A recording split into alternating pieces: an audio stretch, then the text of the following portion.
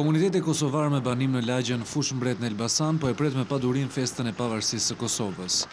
Në 200 familjet kosovare që e banojnë këtë zonë, këto ditë flitet vetëm për këtë ngjarje historike dhe festa ka filluar.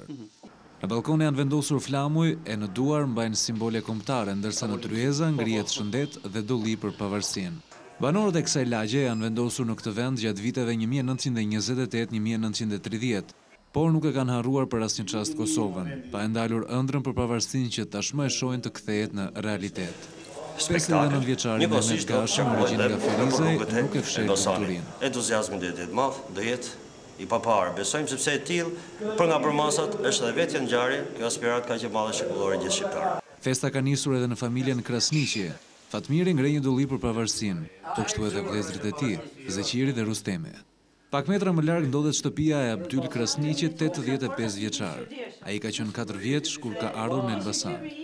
Prindrit e tij u dëbuan nga serbët. Ndonse në moshë të thyer, Abdyli thotë se do të kishte dëshirë të shkonte të festonte në Kosovë, në vendlindjen e tij. Unë kisha dëshirë të shoqja në Kosovë të vërsoqja, por nuk kam fuqi. Se ta shofsha në herë vendin tem pas 80 vjeçet. Ky komunitet nuk është ndjer asnjëherë vetëm pasi ka patur mikpritjen e qytetit të Elbasanit.